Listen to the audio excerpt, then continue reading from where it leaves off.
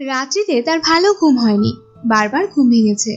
তিনি ব্যস্ত হয়ে ঘড়ি দেখেছেন, না এখনো রাত কাটেনি। একবার হিটার জ্বালিয়ে কফি বানালেন, কিছুক্ষণ পায়চারি করে এলেন ছাদে, আবার বিছানায় ফিরে গিয়ে ঘুমোতে চেষ্টা করলেন। ছাড়া ছাড়া ঘুম, অর্থহীন এলোমেলো স্বপ্ন দেখে আবার ঘুম ভাঙল। ভোর হতে আর কত দেরি। আকাশে সামান্য একটু আলোর রেখা কখন ফুটবে? কাকা করে কাক ডাকছে, অন্ধকার একটু যেন ফিকে হয়ে গেল। আর হয়তো বেশি দেরি নেই। তিনি এই শীতেও ঘরের দরজা জানলা সব খুলে দিলেন, জানালার সমস্ত পর্দা গুটিয়ে ফেললেন। অন্ধকারে কিছুই নজরে আসছে না, কিন্তু তিনি বাতি জ্বালালেন না। হাতড়ে হাতড়ে ইজি চেয়ারটি খুঁজে বের করলেন। এখানে শুয়ে থেকেই রেডিওগ্রামের সুইচ নাগাল পাওয়া যায়। রেডিওগ্রামে শানের 3টি লং প্লে রেকর্ড সাজানো আছে। সুইচ টিপলেই প্রথমে বেজে উঠবে বিসমিল্লাহ খার মিয়াকি ডৌরি। তিনি সুইচ হাতে রেখে ভোরের প্রতীক্ষা করতে লাগলেন। তার বহুদিনের স্বপ্ন, জরির বিয়ের দিনের ভোরবেলায় শানায়ের সুর শুনিয়ে সবার ঘুম ভাঙাবেন। ঘুম ভাঙতেই সবাই যেন বুঝতে পারে জরি নামের এ বাড়ির একটি মেয়ে আজ চলে যাবে। বসে থাকতে থাকতেই হঠাৎ তার চোখে জল এলো। বয়স হবার পর থেকে এই হয়েছে, কারণে অকারণে চোখ ভিজে ওঠে। সুখ এবং দুঃখের অনুভূতি বড় তীব্র হয়ে বুকে বাজে। একতলায় কার যেন পায়ের শব্দ পাওয়া যাচ্ছে। ঘটাং ঘটাং শব্দে টিউবওয়েলে কেউ একজন পানি তুলছে, মোরগ ডাকছে। ভোর হলো বুঝি। তিনি সুইচ টিপলেন। শানাই শুনলে এমন লাগে কেন? মনে হয় বুকের মাঝখানে হঠাৎ ফাঁক হয়ে গেছে। তার অদ্ভুত একরকম কষ্ট হতে লাগলো। তিনি ঘর ছেড়ে বারান্দায় এসে দাঁড়ালেন। হু হু করে শীতের হিমেল বাতাস বইছে। এবার বড় আগে ভাগে শীত পড়ে গেল। খুব শীত পড়লেই তার ছোটবেলার কথা মনে পড়ে। স্পষ্ট দেখতে পান কমলালেবু হাতে 7-8 বছরের একটি বাচ্চা ছেলে বারান্দায় বসে হু হু করে কাঁপছে। আজও তার ছেলেবেলার কথা মনে পড়ল। আহ, পুরনো কথা ভাবতেই এত ভালো লাগে। তিনি মনে মনে বললেন, ভাগ্যিস জন্তু জানোয়ার না হয়ে মানুষ হয়ে জন্মেছি। জরি কি এখন ঘুমোচ্ছে? আজ ঘুম ভাঙলে তার কেমন লাগবে কে জানে। তার খুব ইচ্ছে জরিকে ঘুম ভাঙিয়ে নিয়ে আসেন। সে আজ তার সঙ্গে ছাদে দাঁড়িয়ে সূর্যোদয় দেখুক। দেখুক খুব ভোরে চেনা পৃথিবী কেমন অচেনা হয়ে পড়ে। হালকা কুয়াশায় ঢাকা শীতের সকাল কি অপরূপ সূর্যোদয় হয়। কিন্তু জরিটা বড্ড ঘুম কাতুরে। তিনি কত চেষ্টাই না করেছেন সকালে জেগে ওঠার অভ্যাস করাতে। সে বরাবর 8টার দিকে উঠেছে। বিছানা না ছেড়ে চিৎকার, ও মা চা দাও, ও মা চা দাও। বাসি মুখে চায়ে চুমুক দিতে দিতে সে উঠে এসেছে দোতলায়। তিনি হয়তো ততক্ষণ রেওয়াজ শেষ করে উঠবেন করছেন। জরি হাসি মুখে বলেছে, বড় চাচা আজ আপনার গান শুনতে পারলাম না। তিনি বিরক্ত হয়ে বলেছেন, 10টায় ঘুম ভাঙলে কি গান শুনবে জরি? আমার গান শুনতে হলে রাত কাটার আগে উঠতে হবে। কাল ঠিক উঠবো বড় চাচা, এই আপনার সেতার ছুঁয়ে বলছি। বলতে বলতেই সেতারের তারে টোকা দিয়েছে জরি। গাও করে একটা গম্ভীর আওয়াজ উঠেছে। শুনে জরির সে কি হাসি। তিনি মনে মনে বললেন, আজ শুধু জরির কথা ভাববো। তিনি জরির মুখ মনে করার চেষ্টা করলেন। আশ্চর্য, মনে আসছে না তো। এরকম হয়, খুব ঘনিষ্ঠ লোকজন যারা সবসময় খুব কাছাকাছি থাকে, হঠাৎ করে তাদের মুখ মনে করা যায় না। তিনি ভ্রু কুঞ্চিত করে অন্যমনস্ক ভঙ্গিতে ছাদে উঠে গেলেন। এ বাড়ির ছাদটি প্রকাণ্ড। ছাদের চারপাশে বড় বড় ফুলের টবে অযত্নে কিছু গোলাপের চারা বড় হচ্ছে। তিনি ছাদের কার্নিশে ঝুঁকে অন্যমনস্ক ভঙ্গিতে সামনে হাত বাড়ালেন। ছাদের এদিকটায় 2টি প্রকাণ্ড আম গাছ দিনের বেলাতেও অন্ধকার করে রাখে। চারদিকে অন্ধকার ফিকে হয়ে এলেও এখানে কালো রং জমাট বেঁধে আছে। কেমন একটা মিষ্টি গন্ধ পাওয়া যাচ্ছে। শীতকালে আমের মুকুল হয় নাকি? বড় চাচা? তিনি চমকে পিছনে ফিরলেন। আশ্চর্য, জরি দাঁড়িয়ে আছে তার পিছনে। ঘুম জড়ানো ফোলা ফোলা মুখ। মেয়েটিকে আজ বড় অচেনা মনে হচ্ছে। এত রূপসী তো জরিকে কখনো মনে হয়নি। বিয়ের আগের দিন সব মেয়েরা কি গুটি পোকার মতো খোলস ছেড়ে প্রজাপতি হয়ে বেরিয়ে আসে। তিনি হাসি হাসি মুখে তাকিয়ে রইলেন। বড় চাচা কি করছেন একা একা? শানাই শুনছি। আজ আমি খুব ভোরে উঠেছি। আপনি খুশি হয়েছেন চাচা? তিনি হাসলেন। জরি একটা হলুদ রঙের চাদর গায়ে জড়িয়েছে, একটু একটু কাঁপছে শীতে। জরি, তো শীত লাগছে? হুম, আপনি আজ রেওয়াজ করবেন না চাচা? না মা, আজ আমার ছুটি। দুজনে খানিকক্ষণ চুপচাপ দাঁড়িয়ে রইলেন। জরি অস্পষ্ট স্বরে বলল, ইস, কি কুয়াশা পড়েছে বাবা। তিনি একসময় বললেন, সানাই শুনতে ভালো লাগছে জরি? লাগছে। কে বাজাচ্ছে জানো? জানি না। কে বাজাচ্ছে? বিসমিল্লা খা। এখন বাজাচ্ছে মিয়াকি ডোরি। জরি আরো কাছে সরে এসে কার্নিশে ভর দিয়ে দাঁড়ালো। মৃদু গলায় বলল, কি সুন্দর লাগছে, আগে জানলে রোজ ভরে উঠতাম। তিনি জরির দিকে তাকিয়ে সস্নেহে হাসলেন। জরি বলল, একটা হালকা সুবাস পাচ্ছেন বড় চাচা? পাচ্ছি। বলুন তো কিসের? তিনি ভাবতে চেষ্টা করলেন। শিউলি ফুলের নাকি? বাগানে একটি শিউলি গাছ আছে, কিন্তু সে ফুলের গন্ধ তো হালকা। এতক্ষণে সূর্য উঠল। গাছে গাছে কাক ডাকছে। কিচিমিচি করতে করতে দুটি শালিক এসে বসলো ছাদে। জরি হাত বাড়িয়ে দুটি আমের পাতা ছিঁড়ে এনে গন্ধ শুকলো। তিনি দেখলো জরি কাঁদছে। তিনি চুপ করে রইলেন। আহা, একটু কাঁদুক। এমন একটি সময়ে না কাঁদলে মানায় না। তার ভীষণ ভালো লাগলো। তিনি কোমল গলায় বললেন, জরি, দেখ, সূর্য উঠেছে। এমন সুন্দর সূর্যোদয় কখনো দেখেছিস? জরি চোখ মুছে ধরা গলায় বলল, সান্তাহার যাবার সময় একবার ট্রেনে দেখেছিলাম। দেখ, আজকে আবার দেখ। জরি ফিস ফিস করে বলল, কি সুন্দর। বলতে বলতে জরি আবার চোখ মুছল। তিনি নরম গলায় বললেন, বোকামে, আজকের দিনে কেউ কাঁদে? ওই দেখ, দুটি শালিক পাখি। দুই শালিক দেখলে কি হয় মা? জরি ফিস ফিস করে বলল, ওয়ান ফর সরো, টু ফর জয়। ঠিক তখনই জরির বন্ধুরা নিচ থেকে জরি জরি করে চেঁচাতে লাগলো। জরি নিঃশব্দে নিচে নেমে গেল। তিনি একটি দীর্ঘ নিঃশ্বাস ফেললেন। ভোরে এরকম অচেনা আলোয় মন বড় দুর্বল হয়ে যায়। আপনাকে ক্ষুদ্র ও অকিঞ্চিতকর মনে হয়, বড় বেশি মনে পড়ে। দিন ফুরিয়ে গেল। তিনি সুর করে পড়লেন, ফাবিয়া আয়ে আলা রাব্বি কুমা তুকাজিবান। কাল রাতে যার বান্ধবী জরিকে নিয়ে এক খাটে ঘুমিয়েছিল। এরা অনেকদিন পর একসঙ্গে হয়েছে। লায়লার সঙ্গে জরির দেখা হয়েছে প্রায় 4 বছর পর। আভা ও কনক ময়মনসিং থাকলেও দেখা সাক্ষাৎ প্রায় হয় না বললেই চলে। রুনু জরির দুঃসম্পর্কের বোন। স্কুলে পড়া শেষ হওয়ার পর একমাত্র তার সঙ্গেই জরির রোজ রোজ দেখা হতো। পুরনো বন্ধুদের মধ্যে শেলি ও ইয়াসমিন আসেনি। অনেকদিন পর মেয়ে বন্ধুরা একত্রিত হলে একটা দারুণ ব্যাপার হয়। আচমকা সবার বয়স কমে যায়। প্রতিনিয়ত মনে হয় বেঁচে থাকাটা কি দারুণ সুখের ব্যাপার। জরির বন্ধুরা গত পরশু থেকে ক্লান্তিহীন হইচই করে যাচ্ছে।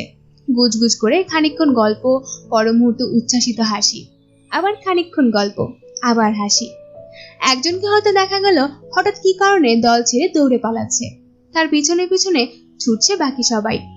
খিলখিল হাসির শব্দে সচকিত হয়ে উঠছে বাড়ির লোকজন। গত রাতটা তাদের জেগেই কেটেছে। আভা তার প্রেমের গল্প বলেছে রাত 1টা পর্যন্ত। তার প্রেমিকটি একজন অধ্যাপক, আবার বর্ণনানুসারে দারুণ স্মার্ট ও খানিকটা বোকা। সে তার স্মার্ট প্রেমিকটির দুটি চিঠিও নিয়ে এসেছিল বন্ধুদের দেখাতে। কারাকারি করে দেখতে গিয়ে সে চিঠি একটা ছিঁড়ে কুটি কুটি, অন্যটি থেকে খুঁটিয়ে খুঁটিয়ে সবাই বানান ভুল বের করতে লাগলো। এক একটি ভুল বের হয় আর আনন্দে উচ্ছ্বসিত হয়ে ওঠে সবাই। মাঝরাতে লায়লা হঠাৎ চা খাবার ইচ্ছে হলো। কনক বলল, চমৎকার, চল সবাই ছাদে বসে চা খাই। রুনু রাজি হলো না, তার নাকি ঘুম পাচ্ছে। সে বলল, এই শীতে ছাদে কেন? এখানেই তো সব গল্পগুজব করছিস। কনক বলল, ছাদে আমি গান শোনাবো। সঙ্গে সঙ্গে দলটি চেঁচিয়ে উঠল। গত 2 দিন ধরেই কনককে গাইবার জন্য সাদাসাদি করা হচ্ছে। লাভ হয়নি, কনক কিছুতেই গাইবে না। লায়লা একবার বলেই ফেলল, একটু নাম হয়েছে এতেই এত তেল? টাকা না পেলে আজকাল তুই আর গাস না। কনক কিছু বলেনি, শুধু হেসেছে। দুবদাব শব্দ করে সবাই যখন ছাদে উঠল তখন নিশীথ রাত, চারদিকে ভীষণ অন্ধকার। জরি বলল, দূর ছাই, জোছনা নেই। আমি ভেবেছিলাম জোছনা আছে। আভা বলল, আমার ভয় করছে ভাই। গাছের উপর ওটা কি? ওটা হচ্ছে তোর অধ্যাপক প্রেমিকের অ্যাঞ্জেল বডি। তোকে দেখতে এসেছে। সবাই হো হো করে হেসে উঠল।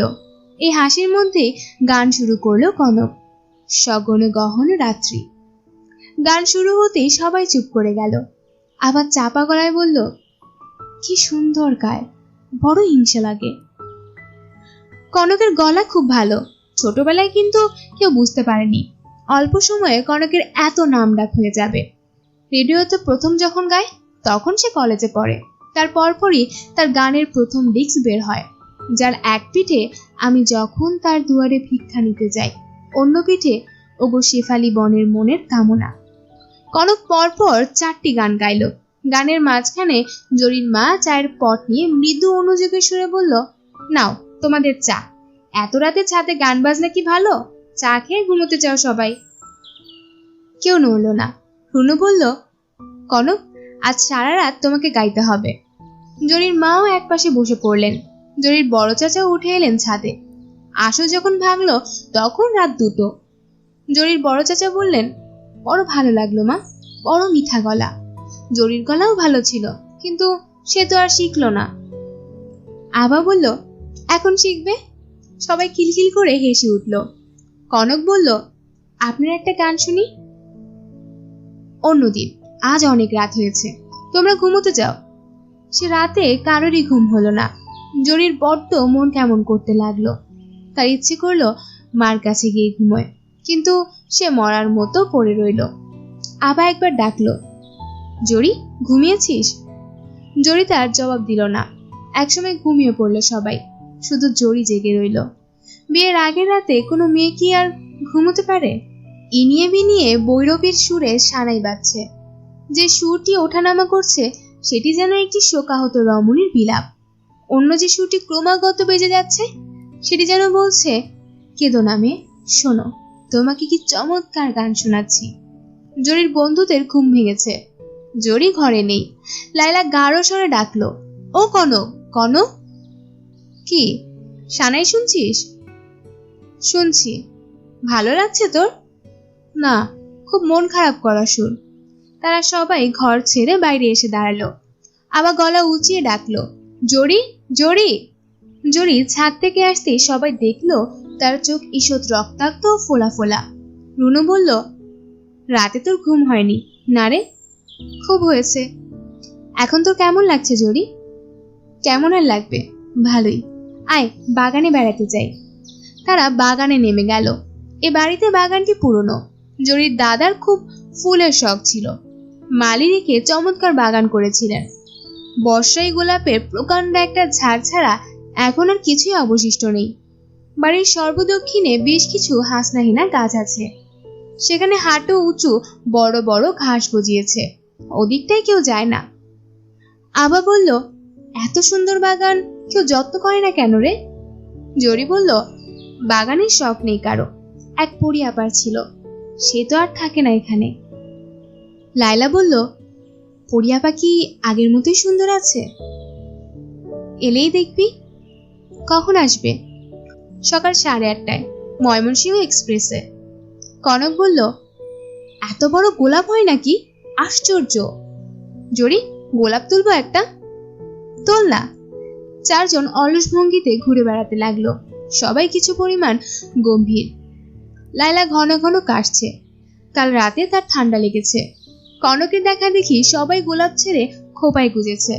আবার হঠাৎ করে বলল, তোদের এখন বকুল গাছ নেই না? হুম। আমার একটা বকুল ফুলের কথা মনে পড়ছে। আমাদের স্কুলের বকুল গাছটার কথা মনে আছে তোদের? সবাই একসঙ্গে হেসে উঠল। স্কুলের বকুল গাছটা নিয়ে অনেক মজার মজার ব্যাপার আছে। জরির মা দোতলার বারান্দায় দাঁড়িয়ে মেয়েদের দেখছিলেন। তিনি সেখান থেকে চেঁচিয়ে ডাকলেন, ও জরি, জরি। কি মা, কি করছিস তোরা? কনক বলল, বেড়াচ্ছি, আপনিও আসুন না খালাম্মা।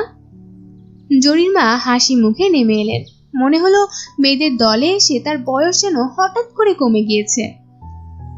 তিনি খানিকক্ষণ ইতস্তত করে বললেন, গত রাতে একটা মজার স্বপ্ন দেখেছি। দেখলাম জরি যেন খুব ছোট্ট হয়ে গেছে, ফ্রক পরে ঘুরে বেড়াচ্ছে বাগানে। আর জেগে দেখি সত্যি তাই। বললেই হলো, আমি বুঝি ফ্রক পরে ঘুরে বেড়াচ্ছি? জরির মা হাসতে লাগলেন, হালকা গলায় বললেন, আমার যখন বিয়ে হয় তখন এই বাগানটা আরো বড় ছিল। আমি রোজ সকালে এখানে এসে একটা করে ফুল খোপায় গুছতাম। বলেই তিনি হঠাৎ লজ্জা পেয়ে গেলেন। লায়লা বলল, আসুন খালা, আজ আপনার খোপায় ফুল দিয়ে দেই। কি যে বলো মা, ছি। কিন্তু ততক্ষণে কনক একটা ফুল ছিঁড়ে এনেছে। জরির মা আপত্তি করবার আগেই তারা সেটা খোপায় পরিয়ে দিল। তিনি বিব্রত ভঙ্গিতে বললেন, আমি তোমাদের চায়ের জোগাড় করি। আর দেখো, হাসনাহেনা ঝাড়ের দিকে যেও না, খুব সাপের আড্ডা ওইদিকে। শীতকালে সাপ কোথায় খালা? না থাক, তবুও যাবে না। জরির মা চলে যেতে আবা বলল, খালা এখনো যা সুন্দর, দেখলে হিংসা লাগে। পরিয়াপাও ভীষণ সুন্দর, তাই না জরি? হ্যাঁ। আর আমি কেমন? পরিয়াপা ফার্স্ট ক্লাস হলে তুই ইন্টার ক্লাস, আর আমাদের কনক হচ্ছে air condition first class. Kanak একটু গম্ভীর হয়ে পড়ল।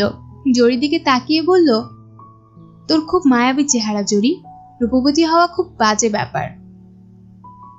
বাজে হলেও আমি রূপবতী হতে রাজি। সবাই হেসে উঠল, কনক হাসল না।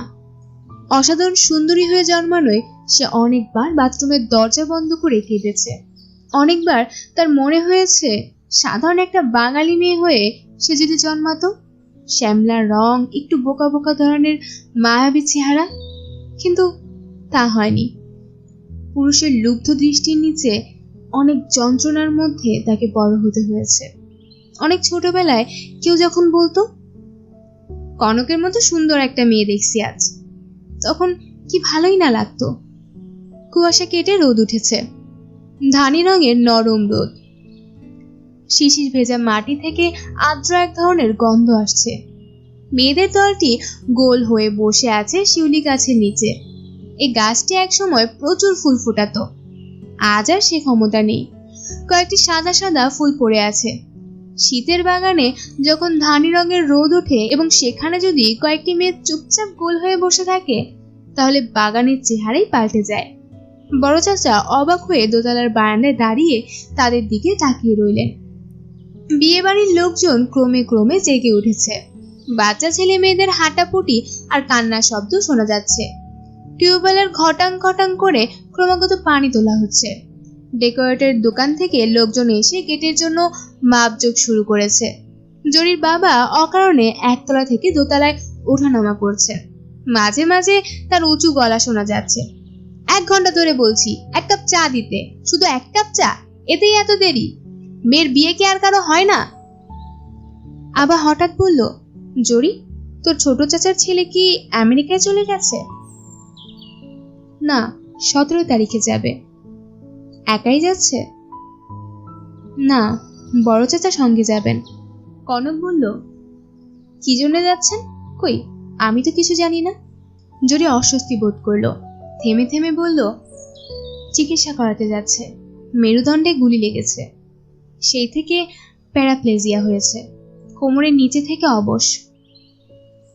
আমাকে তো কিছুই বলিসনি তুই, গুলি লাগলো কি করে? আর্মির লেফটেন্যান্ট ছিলেন। কুমিল্লা ক্যান্টনমেন্টে যখন পার্ক আর্মির সাথে যুদ্ধ হয় তখন গুলি লেগেছে। লায়লা বলল, জরির এই ভাইটিকে তো তুই চিনিস কনক, মনে নেই? একবার আমরা সবাই দল বেঁধে আনন্দমোহন কলেজের থিয়েটার দেখতে গিয়েছিলাম। তখন যে একটি ছেলে সন্ন্যাসী সেজেছিল, হঠাৎ নাটকের মাঝখানে তার দাড়ি খুলে পড়ে গেল, ওই তো আনিস। যা মুখচোরা ছিল। জরি একটু হেসে বলল, ছোটবেলায় আনিস ভাই ভীষণ বোকা ছিল। একবার এমন হাসির কাণ্ড করতো, তাকে নিয়ে কোথাও বেড়াতে গেলেই হয়েছে, হয় সেখানে একটা কাপ ভাঙবে, নয় চেয়ার নিয়ে হঠাৎ গড়িয়ে পড়বে। রুনু বলল, বাঘের গল্পটা বল জরি, ওটা ভীষণ মজার। না থাক, বল না শুনি। একবার আমরা সবাই জঙ্গলবাই ছবি দেখে এসেছি। আনিস ভাই ফিরে এসেই বড় চাচার সোয়েটার গায়ে দিয়ে বাঘ সেজেছে, আর আমরা সেজেছি হরিণ। আনিস ভাই হালুম শব্দ করে আমার ঘাড় কামড়ে ধরলো, কিছুতেই ছাড়বে না, রক্ত টক্ত বেরিয়ে সারা। শেষে বড় চাচা এসে ছাড়িয়ে দিলেন। দেখ, এখনো দাগ আছে। জরির মা দোতলা থেকে ডাকলেন, ও মেয়েরা, চা দেওয়া হয়েছে, এসো শিগগিরই। সবাই দেখলো তার মুখ খুব উজ্জ্বল দেখাচ্ছে। একজন সুখী চেহারার মা, যার খোপায় গোজা ফুলটি এখনো রয়েছে। হয়তো ফেলে দিতে তার মনে নেই, কিংবা ইচ্ছে করেই ফেলেননি। আবা বলল, চা খেয়ে আমরা আনিস ভাইয়ের সঙ্গে একটু গল্প করব। কেমন জরি? বেশ তো, করবি। যুদ্ধের গল্প শুনতে আমার খুব ভালো লাগে। কনক বলল, কই আর শানের শব্দ পাওয়া যাচ্ছে না তো? শানেই বাজছিল ঠিকই, কিন্তু বিয়ে বাড়ির হইচই এত বেড়েছে যে শোনা যাচ্ছে না। তারা সবাই দোতলায় উঠে এলো। সিঁড়িতে জরির বাবার সঙ্গে দেখা। তিনি দ্রুত নামছিল। জরিকে দেখেই থমকে দাঁড়িয়ে উত্তেজিত গলায় বললেন, শুনেছিস কারবার? রশিদ টেলিফোন করেছে, দই নাকি পাওয়া যাবে না। জরি, তুই আমার সোয়েটারটা বের করে দে, আমি নিজেই যাই, তাড়াতাড়ি কর। এমন গাধার মতো দাঁড়িয়ে আছিস কেন? বলে তার খেয়াল হলে বিব্রত ভঙ্গিতে বললেন, আমি নিজেই খুঁজে নেব।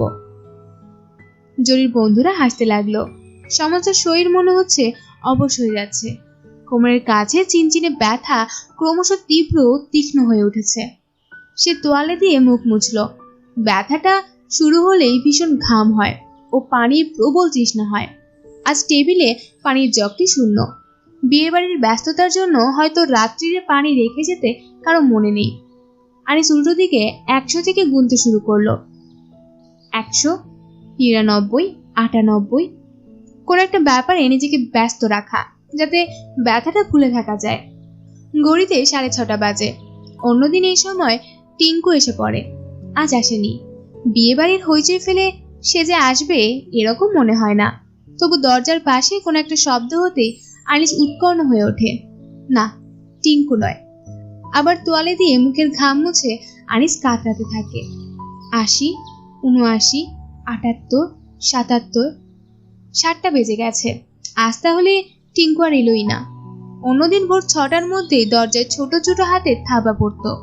চিনচিনে গলায় শোনা যেত, আনিস, আনিস। কি টিঙ্কুমণি? আমি এসেছি, দরজা খোলো। আনিসের খাটটি এমন ভাবে রাখা যেন সে শুয়ে শুয়ে দরজার হুক লাগাল পায়। টিঙ্কু সাড়া পেলেই সে দরজা খুলে দিত। দেখা যেত গুম গুম ফোলা মুখে 4 বছরের একটি বাচ্চা মেয়ে দাঁড়িয়ে আছে। তার মাথা ভর্তি লাল চুল, গায়ে কোনো ফ্রক নেই বলে শীতে কাঁপছে। দরজা খুলতে সে গম্ভীর হয়ে বলবে, আনিস, তোমার ব্যথা কমেছে? হ্যাঁ টিঙ্কু। আচ্ছা। তারপর সেই লাল চুলের মেয়েটি ঝাঁপিয়ে পড়বে বিছানায়। তার হইচিয়ের কোনো সীমা থাকবে না। একসময় বলবে, আমি হাতি হাতি খেলবো। তখন কালো কম্বল তার গায়ে জড়িয়ে দিতে হবে, একটি কোলবালিশ ধরতে হবে তার নাকের সামনে, এবং সে ঘন ঘন হুঙ্কার দিতে থাকবে। আনিস বরাবরই বলবে, আমি ভয় পাচ্ছি, আমি ভয় পাচ্ছি। একসময় ক্লান্ত হয়ে কম্বল ফেলে বেরিয়ে আসবে সে। হাসি মুখে বলবে, আনিস, এখন সিগারেট খাও। টিঙ্কু নতুন দেশলাই জ্বালাতে শিখেছে। সে সিগারেট ধরিয়ে দেবে, কিন্তু আজ দিনটা শুরু হয়েছে অন্যরকম ভাবে। আজ টিঙ্কু আসেনি। আনিস আবার ঘড়ি দেখল, 7:30 বাজে। অন্যদিন এই সময়ের মধ্যে তার দাড়ি কামানো হয়ে যেত, বাসি জামা কাপড় বদলে ফেলতো, ভোরে প্রথম কাপ চা খাওয়া শেষ হতো। আজ হয়নি। রাত থাকতেই সে অসহ্য ব্যথা শুরু হয়েছে। দিনের আলোর সঙ্গে সঙ্গে তা যেন ক্রমেই বাড়ছে। পিপাসায় বুক মুখ শুকিয়ে কাট। খুট করে শব্দ হলো দরজায়। আনিস চমকে উঠে বলল, কে? টিঙ্কু নাকি? টিঙ্কু? কিন্তু টিঙ্কু আসেনি। একটা অপরিচিত ছেলে উকি দিচ্ছে। আনিস কড়া গলায় ধমক দিল, গেট অ্যাওয়ে, গেট অ্যাওয়ে। ভয়ে ছেলেটির চোখে জল এসে গেল। তার পরনে স্টাইপ দেওয়া লাল ব্লেজার শার্ট ও মাপে বড় একটা সাদা প্যান্ট।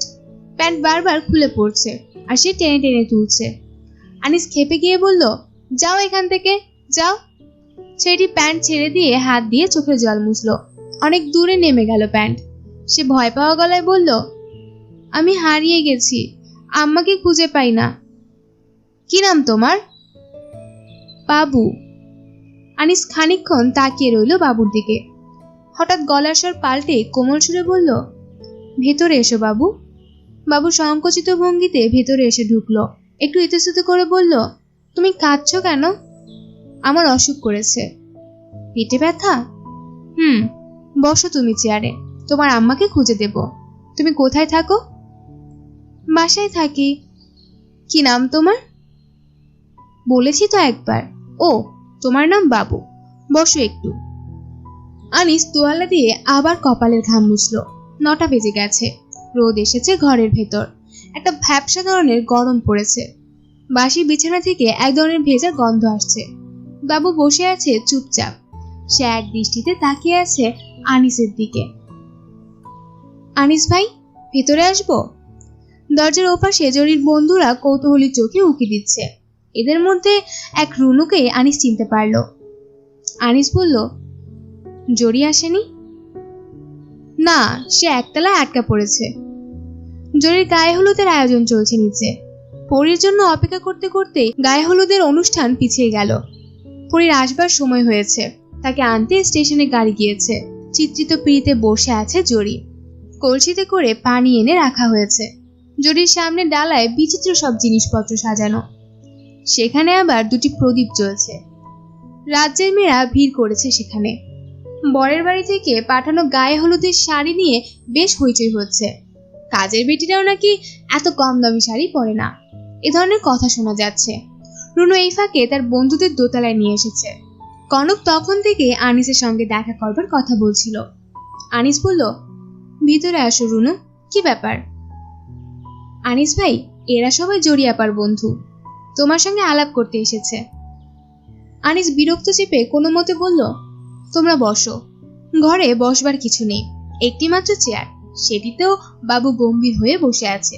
আনিস কি বলবে ভেবে পেল না, বিব্রতভাবে বলল, হঠাৎ আমার সঙ্গে আলাপ করার ইচ্ছে হলো কেন? কেউ সে কথা জবাব দিল না। রুনু কনককে দেখিয়ে বলল, এর নাম কনক, খুব নাম করা মেয়ে আনিস ভাই, রেডিওতে রবীন্দ্রসঙ্গীত গায়। সেই আপনার সঙ্গে দেখা করবার জন্য বেশি ব্যস্ত। কনক চুপ করে রইল। আভা বলল, আপনি আমাদের যুদ্ধের গল্প বলুন আনিস ভাই। আনিস থেমে থেমে বলল, আমি যুদ্ধের কোনো গল্প জানি না। কেন, আপনি আর্মির সঙ্গে যুদ্ধ করেননি? করেছি। সেই গল্প বলুন। আমি যুদ্ধের গল্প বলি না। আবার মুখ কালো করে ফেলল। লায়লা বলল, চল কনক যাই, গায়ে হলুদের সময় হয়ে গেছে। কনক নড়ল না, থেমে থেমে বলল, যুদ্ধের সময় আমি বড় কষ্ট করেছি আনিস ভাই। বরিশালের কাছে এক জঙ্গলে আমি, আমার মা আর দুই খালা এক সপ্তাহ লুকিয়েছিলাম। এক খালা সেই জঙ্গলেই ভয় পেয়ে মারা গিয়েছিলেন। আনিস বিস্মিত হয়ে তাকিয়ে রইল কনকের দিকে। কনক গাঢ় স্বরে বলল, খুব কষ্ট করেছি বলে যারা যুদ্ধ করেছে তাদের আমার সবসময় খুব আপন মনে হয়। কনকের কথার মাঝখানে আনিস হঠাৎ বলে উঠল, আমি খুব অসুস্থ, তোমার সঙ্গে পরে আলাপ করব। শুনো, এই ছেলেটিকে নিয়ে যা, সে তার মাকে খুঁজে পাচ্ছে না। বাবুকে রুনু কোলে তুলে নিল। বাবু চেয়ারে আরো ভালো করে সেটে বসলো। আনিসের দিকে তাকিয়ে গম্ভীর গলায় বলল, আমি যাব না, আমি এখানে থাকবো। রুনু তাকে হাত ধরে উপরে তুলতেই সে পা ছুড়ে কাঁদতে শুরু করলো। রুনু বলল, আনিস ভাই, আমরা যাই। আচ্ছা যাও, কিছু মনে করো না কনক। না না আনিস ভাই, আমি কিছু মনে করিনি। আনিস হাঁপাতে শুরু করলো। অসহ্য, খুব ঘাম হচ্ছে, মুখ শুকিয়ে কাট। দাঁতের দাঁত চেপে সে মনে মনে গুনল, 193। দরজায় টোকা পড়ল। আনিস তাকালো ঘোলা চোখে। বাবু আবার ফিরে এসেছে। আনিস চোখ বন্ধ করে ফেলল। বাবু বলল, আমি এসেছি। আনিস কোনো মতে বলল, বাবু এক গ্লাস পানি আনো। আনিসের নিঃশ্বাস বন্ধ হয়ে আসছে। প্যাথিড্রিন দিতে হবে নাকি কে জানে।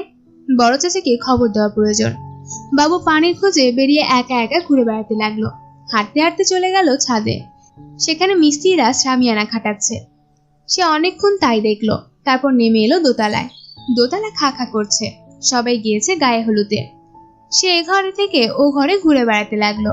জরির বড় চাচা তার রেডিওগ্রাম বন্ধ করে দিয়ে বিরক্ত হয়ে বারান্দায় বসে আছে। বাবু তাকে গিয়ে বলল, পানি খাবো। তিনি তাকে পানি খাইয়ে দিলেন। বাবু শান্ত হয়ে আনিসের ঘর খুঁজে বেড়াতে লাগলো। পরীর ট্রেন ভোর 8:30টার মধ্যে ময়মনসিংহ পৌঁছানোর কথা, কিন্তু গফরগা আসতে 8:45 হয়ে গেল। মেল ট্রেন, অথচ ছোট বড় সব স্টেশন ধরছে। লোক উঠছে বিস্তর। ছাদে পর্যন্ত গাদাগাদি ভিড়। ফার্স্ট ক্লাস কামরাগুলো অপেক্ষাকৃত ফাঁকা ছিল, কিন্তু কাউরাই দিয়ে এক দঙ্গল ছাত্র উঠে পড়ল। বিপদের উপর বিপদ। পরীর মেয়ে লীনা কদিন ধরেই সর্দিতে ভুগছে। ট্রেনে ওঠার পর থেকে তার জ্বর হু হু করে বাড়তে লাগলো। পরী মেয়েকে কোলে করে জানলার এক পাশে বসেছে, তার অন্য পাশে বসেছে পান্না। পান্না একদণ্ড কথা না বলে থাকতে পারে না। সে ক্রমাগত মাকে প্রশ্ন করে যাচ্ছে, এটা কি মা? ওই লোকগুলো নৌকায় কি করছে মা? ওই নৌকাটার পাল লাল আর এটার সাদা কেন মা? হোসেন সাহেব ট্রেনে উঠে একটা বই তার নাকের সামনে ধরে রেখেছেন। গাড়ির ভিড়, নীনার জ্বর বা পান্নার প্রশ্নমালা কিছুই তাকে বিচলিত করতে পারছে না। পরীর বিরক্তি ক্রমেই বাড়ছিল। একসময় সে ঝাঁজিয়ে উঠল, রাখো তোমার বই, দেখো মেয়েটির কেমন জ্বর।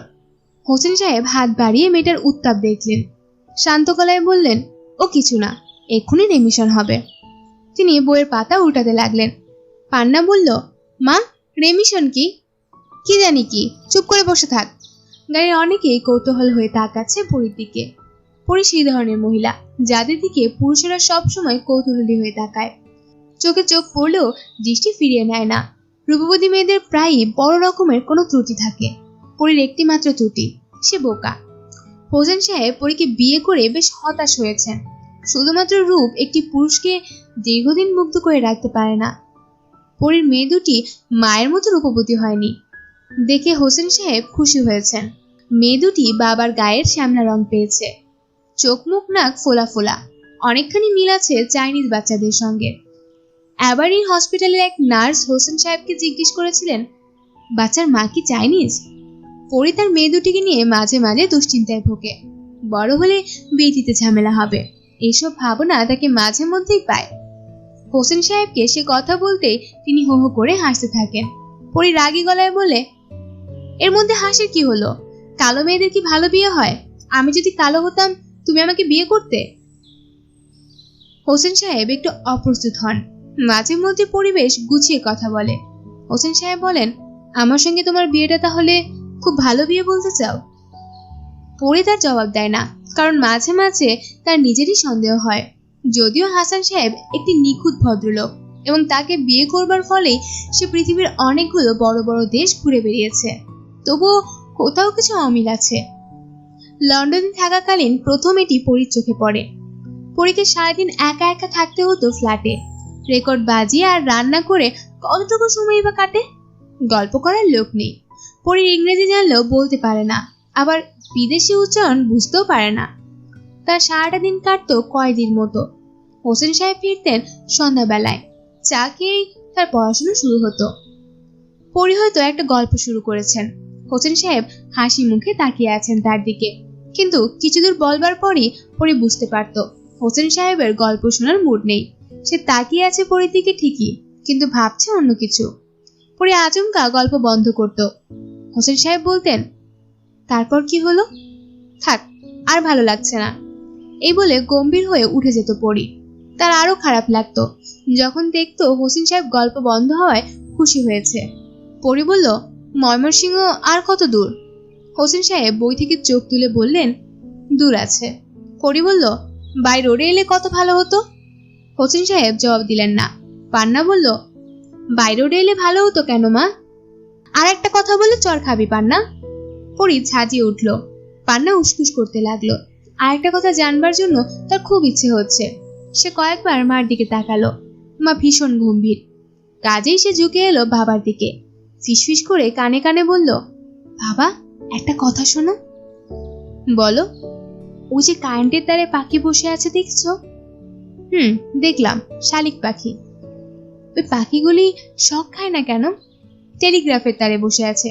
টেলিগ্রাফের তারে কারেন্ট নেই, তাই শখ খায় না। ও, বুঝেছি। পরে দেখলো মেয়ে ও বাবা খুব আলাপ চালিয়ে যাচ্ছে।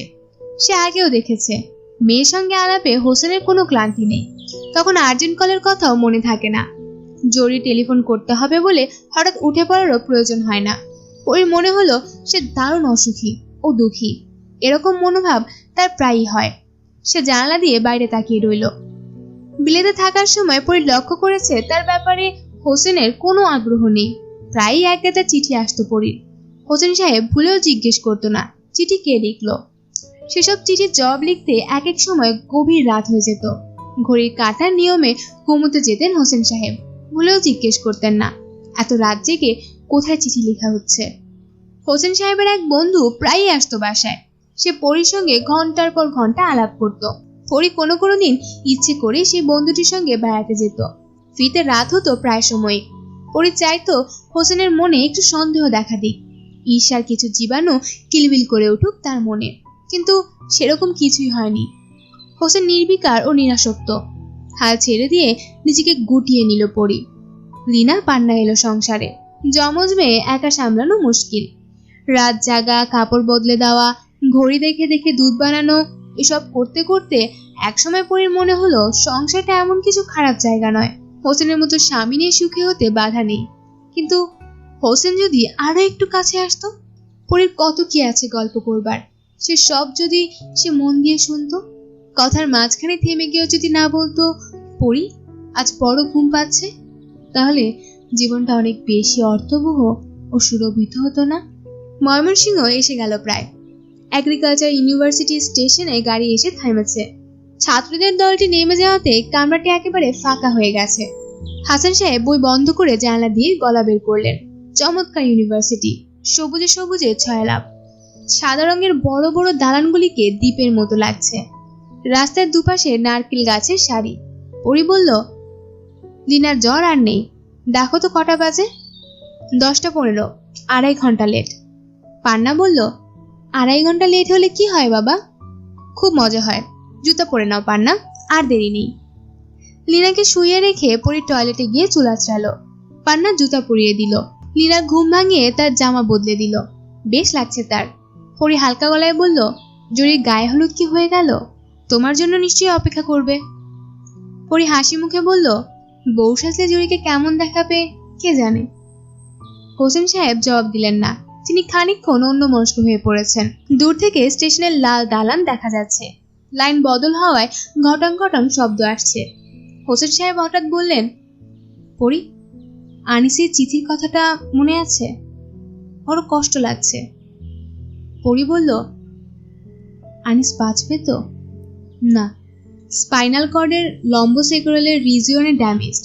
তাছাড়া শুধু প্যারাপ্লেজিয়া নয়, আরো সব জটিলতা দেখা দিয়েছে।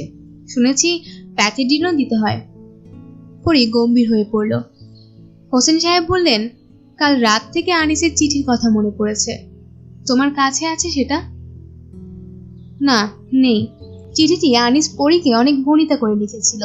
5 বছরে আনিস মাত্র 4টি চিঠি লিখেছিল।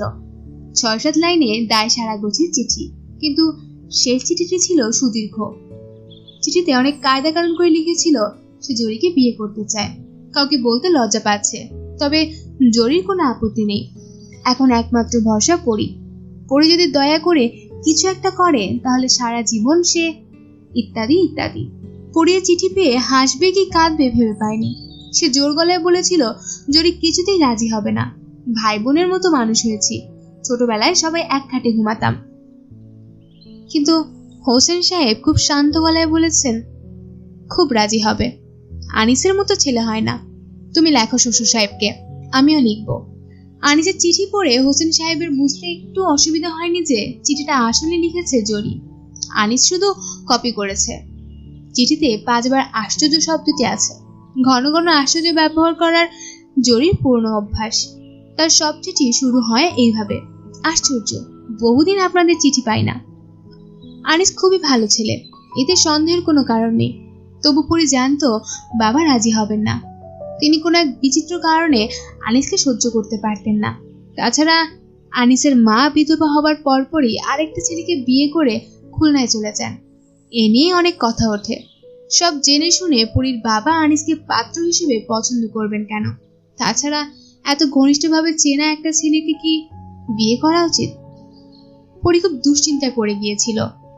এর পরপরই স্বাধীনতা যুদ্ধ শুরু হলো। পরীকে চিঠি লিখতে আর হলো না। সে যখন দেশে ফিরে এলো তখন আনিস কম্বাইন্ড মিলিটারি হসপিটালে, সেখান থেকে পিজিতে। জরি আনিসকে দেখে খুব কেঁদেছিল। আনিস সান্ত্বনার ভঙ্গিতে বলেছিল, একটা যুদ্ধে অনেক কিছু হয় জরি। কতবার জরি গিয়েছে হাসপাতালে, কত কথাই তো বলেছে, কিন্তু ভুলেও আনিসের চিঠির উল্লেখ করেনি। জরিও সে প্রসঙ্গ তোলেনি, যেন তাদের মনেই নেই তারা দুজনে মিলে চমৎকার একটা চিঠি লিখেছিল পরীকে। গাড়ি ইন করে স্টেশনে। হোসেন সাহেব বললেন, লীনাকে আমার কোলে দিয়ে তুমি নামো পরি। পরীকে দেখতে পেয়ে একদল ছেলে মেয়ে চেঁচিয়ে উঠল, ইস, এত দেরি! এদিকে বোধহয় গায়ে হলুদ হয়ে গেছে। পরি তাদের দিকে তাকিয়ে হাসতে লাগলো। লীনা হাততালি দিল। বিয়ে বাড়ি খুব জমে উঠেছে। বাড়ির সামনে খোলা মাঠে ছেলেমেয়েরা হইচই করে চিবুড়ি খেলছে, তাদের চিৎকারে কান পাতা দেয়। শিশুদের আরেকটি দল গম্ভীর হয়ে ঘুরে বেড়াচ্ছে। যেখানে বাবুর্চিরা রান্না বসিয়েছে সেখানেও অপেক্ষাকৃত কম বয়সী শিশুদের জটলা। ছাদে শামিয়ানা খাটান হয়ে গেছে, সেখানে চেয়ার টেবিল সাজানো হয়েছে। অনেকেই ভারিক্কি ছেলে চেয়ারে বসে আছে। কিশোরী মেয়েদের 6-7 জনের একটি দল জোট বেঁধে ঘুরে বেড়াচ্ছে। বিয়ে উপলক্ষে তারা আজ সবাই শাড়ি পরেছে। সবাই অপ্রাণ চেষ্টা করছে যেন তাদেরকে মহিলার মতো দেখায়। এদের মধ্যে শিলা নামের একটি মেয়ে বাড়ি থেকে 1 প্যাকেট দামি সিগারেট এনেছে। বিয়ে বাড়ির একটি নির্জন আড়াল খুঁজে পেলেই সিগারেট টানা যায়, কিন্তু কোথাও সেরকম জায়গা পাওয়া যাচ্ছে না। কিশোরের এই দলটি সবাই কিছু পরিমাণের উত্তেজিত। তারা কথা বলছে ধীরে ধীরে, মাঝে মাঝেই হেসে উঠছে, তবে সে হাসির স্বরগ্রামও খুব নিচু। শেষ পর্যন্ত তারা একটা জায়গা খুঁজে পেল, দোতলার সবচেয়ে দক্ষিণের একটা ঘর। পুরনো আসবাবে সে ঘরটি ঠাসা, 2টি জানালাই বন্ধ বলে ঘরের ভেতরটা আর্দ্র অন্ধকার। একটা নিষিদ্ধ কিছু করবার উত্তেজনায় সবাই চুপচাপ। বড় রকমের একটা ঝগড়া শুরু হয়েছে বিয়ে বাড়িতে। এসব ঝগড়াগুলি সাধারণত শুরু করেন নিমন্ত্রিত গরিব আত্মীয়রা। তারা প্রথমে খুব উৎসাহ নিয়ে বিয়ে বাড়িতে আসেন, কোনো একটা কাজ করবার জন্য ঘুরে বেড়ান, কিন্তু কিছু করতে না পেরে ক্রমই বিমর্ষ হয়ে ওঠেন। একসময় দেখা যায় একটি তুচ্ছ ব্যাপার নিয়ে তারা মেতে উঠেছেন। চিৎকারে কান পাতা যাচ্ছে না। বড়পক্ষীয়দের তরফ থেকে 2টি রুই মাছ পাঠানো হয়েছিল। মাছ দুটি নাকি পচা। এই হচ্ছে আজকের ঝগড়ার বিষয়। তবে সব বিয়েতেই চরম গন্ডগোলগুলি যেমন ফস করে নিভে যায়, এখানেও তাই হলো। দেখা গেল বরপক্ষীয় যারা বিয়ের তত্ত্ব নিয়ে এসেছিল, 2টি মেয়ে, একটি অল্প বয়সী ছেলে এবং একজন মাঝবয়সী ভদ্রলোক, মহানন্দে রং খেলায় মেতে গেছে। বরের বাড়ির রোগা মতো লম্বা মেয়েটিকে 2-3 জনের জাপটে ধরে সারা গায়ে খুব করে কালো রং মাখাচ্ছে। মেয়েটি হাত পা ছুটছে এবং খুব হাসছে। রং চোরাচুরির ব্যাপারটা দেখতে দেখতে থাপামের মতো শুরু হলো। একদল মেয়ে দৌড়াচ্ছে, তাদের পিছু পিছু আরেকটা দল যাচ্ছে রঙের কৌটা নিয়ে।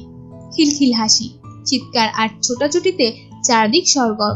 ছেলেদের দলও বেমালুম জুটে গিয়েছে। অল্প পরিচিত অপরিচিত মেয়েদের গালে রং মাখিয়ে দিতে কিছু মাত্র দ্বিধা করছে না। মেয়েরাও যে ব্যাপারে কিছু একটা মনে করছে তা মনে হচ্ছে না, তাদেরও ভালোই লাগছে। পরি যখন এসে পৌঁছালো তখন বরের বাড়ির রোগা মেয়েটিকে ছেড়ে দেওয়া হয়েছে, যাকে দেখাচ্ছে ভূতের মতো। পান্না ভয় পেয়ে বলল, মা একটা পাগলি, ও মা একটা পাগলি। পরীকে দেখতে পেয়ে সবাই ছুটে এলো। নিমেষের মধ্যে পরীর ধবধবে গাল আর লালচে ঠোঁট কালো রঙে ডুবে গেল। লীনা ও পান্না দুজনেই হতভম্ব। লীনা বলল, এরকম করছে কেন? কোচিন সাহেব ব্যাপারটা দেখে সটকে পড়েছেন, শটান চলে গিয়েছেন দোতলায়। লীনা ও পান্না হতভম্ব হয়ে দাঁড়িয়ে রইল। ততক্ষণে রং খেলা চরমে উঠেছে। ভেতরের বাড়ির উঠোনে বালতি বালতি পানি ঢেলে ঘন কাদা করা হয়েছে। মাঝবয়সী একটা মহিলাকে সবাই মিলে গড়াগড়ি খাওয়াচ্ছে সেই কাদায়। ভদ্রমহিলার শাড়ি জড়িয়ে গেছে, ব্লাউজের বোতাম গিয়েছে খুলে। তিনি ক্রমাগত গাল দিচ্ছেন, কিন্তু সেদিকে কেউ কান দিচ্ছে না। সবাই হাসছে, সবাই চেঁচাচ্ছে।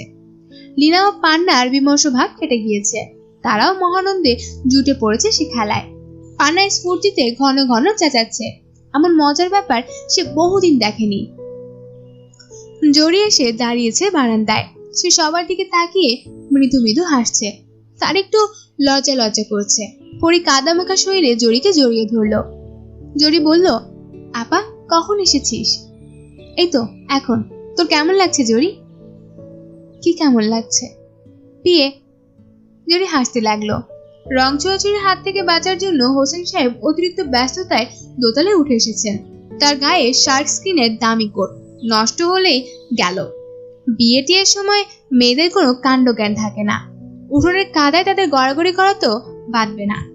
দোতলায় গিয়ে আনিসের ঘরটি খুঁজে পেলেন না। হাঁটতে হাঁটতেই চলে গেলেন শেষ প্রান্তে। সেখানে কিশোরী মেয়েদের দলটি সিগারেট টানছে। তারা হাসান সাহেবকে দেখে হতভম্ব হয়ে গেল।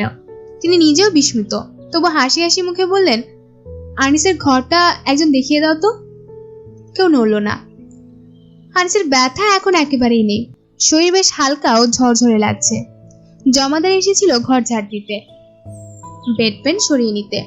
তাকে দিয়ে পানি আনিয়ে আনিস দাড়ি কামালো, মুখ ধোয়ালো। চুল ব্রাশ করা আগেই হয়েছে। হালকা গোলাপি একটা সিল্কের শার্ট বের করে পরল।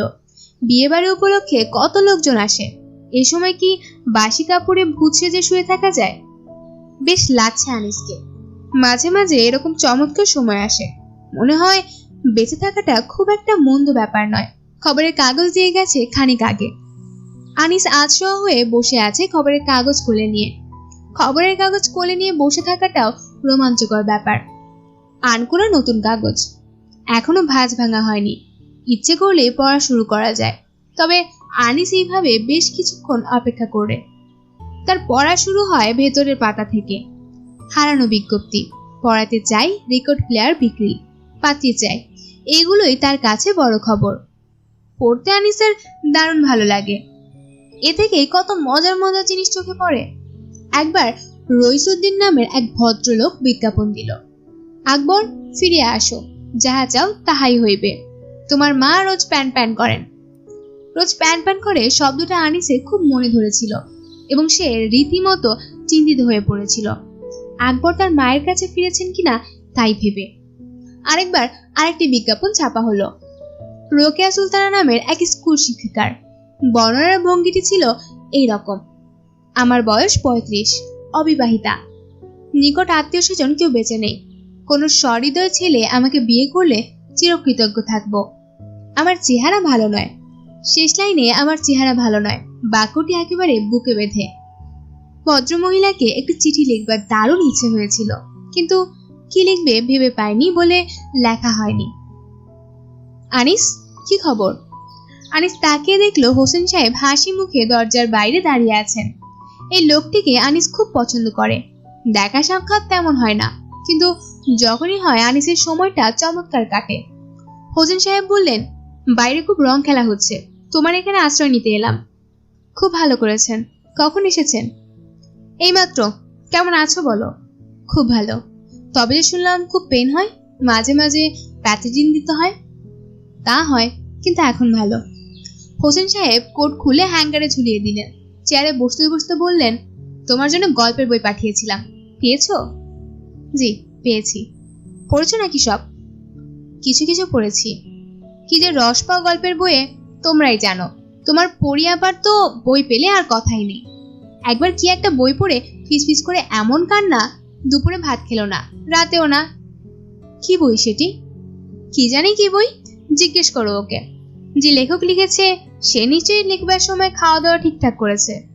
হোসেন সাহেব হাসতে লাগলেন। আনিসও হাসলো। হোসেন সাহেব বললেন, এক কাপ চা খেলে হতো।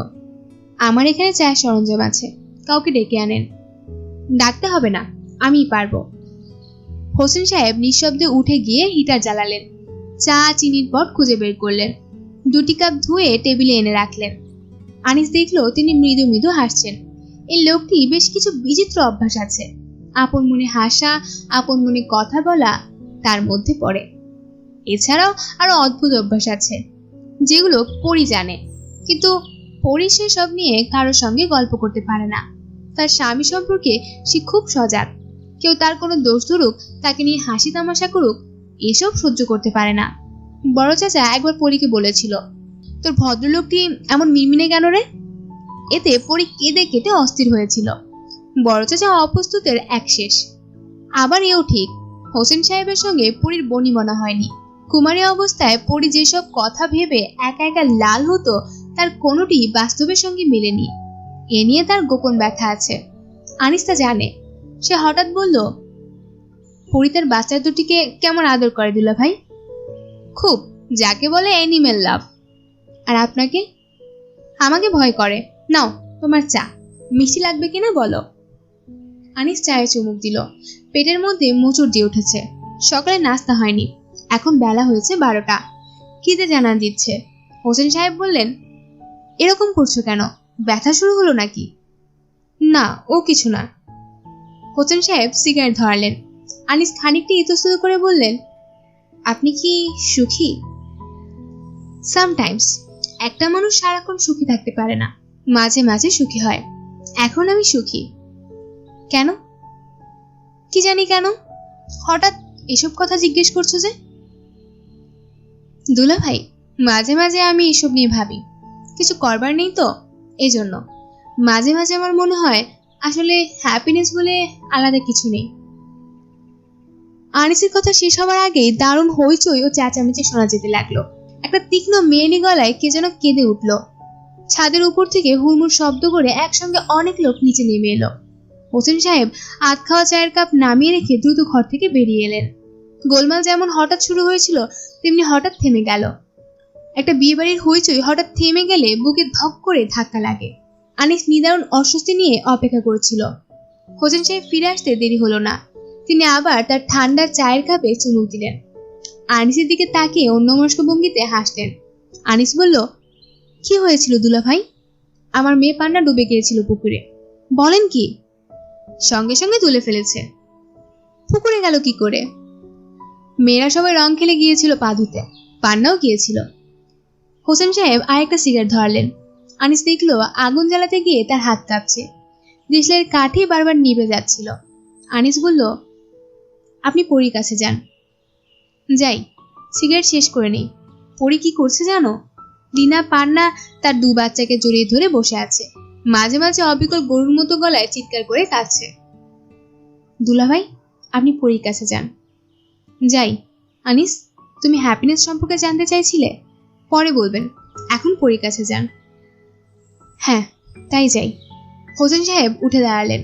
আনিস দেখলো তার কপালে বিন্দু বিন্দু ঘাম জমেছে, মুখ ফ্যাকাশে হয়ে গেছে। তিনি অন্যমনস্ক ভঙ্গিতে হাসলেন। হইচই শুনে বড় চাচা নিচে নেমে গিয়েছিলেন।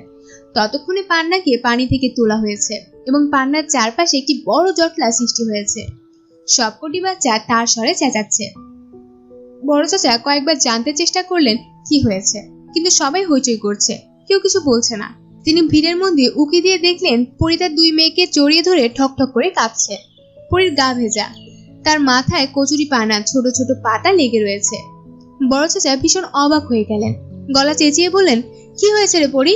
পান্না পানিতে ডুবে গিয়েছিল, আবার কোনো মতে তুলেছে। পরী ঘন ঘন চোখ মুছতে লাগলো। বড় চাচা বললেন, তুলেই তো ফেলেছে, তবু কাঁদছিস? বড় চাচা হাসতে লাগলেন। পরীর কাণ্ড দেখে বেশ মজা লাগছে তার। তিনি একবার ভাবলেন জিজ্ঞেস করেন, পরী নিজেই যে ছোটবেলায় পুকুরে ডুবে মরতে বসেছিল সেটি কি তার মনে আছে? কিন্তু তিনি কিছুই বললেন না, নিঃশব্দে নিজের ঘরে চলে গেলেন। তাকে এখন খুব হাসি খুশি দেখাচ্ছে। 23 বছর আগে একবার পরী ডুবতে বসেছিল। তাকে সেদিন টেনে তুলেছিল পরীর বড় চাচি। 23 বছর পর আবার একজন পরীর মেয়েকে টেনে তুলল। বাহ, বেশ মজার ব্যাপার তো। কিন্তু পরীর কি সেই শৈশবের কথা মনে আছে? অনেক বড় বড় ঘটনা মানুষ চট করে ভুলে যায়, আবার অর্থহীন সামান্য অনেক অকিঞ্চিতকর ব্যাপার মানুষের অন্তরে দাগ কেটে যায়। বড় চাচার 11 বছরের বিবাহিত জীবনে কত বড় বড় ঘটনাই তো ঘটেছে, কিন্তু সেসব ছবি বড় ঝাপসা, কষ্টকর দেখতে হয়, ঠিকঠাক মনে পড়তে চায় না। শিন মরবার সময় তাকে যেন কি সব বলেছিল, সেসব কেমন আবছা মনে আসে। এমনকি শিনের চেহারাও ঠিকঠাক মনে পড়ে না। কিন্তু এটি ছোট্ট ঘটনা, একটি অতি সামান্য ব্যাপার আজও কি পরিষ্কারভাবে মনে আছে তার। সেদিন ভীষণ গরম পড়েছে। দুপুরে একটু ঘুমিয়েছিলেন, ঘেমে একেবারে নিয়ে গেছেন। ঘুম যখন ভাঙলো তখন বেলা পড়ে গেছে। তিনি বারান্দার ইজি চেয়ারে এসে বসেছেন। একটি কাক কোত্থেকে এসে কাকা শুরু করেছে। তিনি হাত নেড়ে কাক তাড়িয়ে দিলেন। সেটি আবার উড়ে এলো।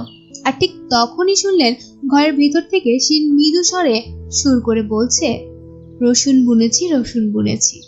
কতদিন হয়ে গেল, তবু তার মনে হয় যেন সেদিনের ঘটনা।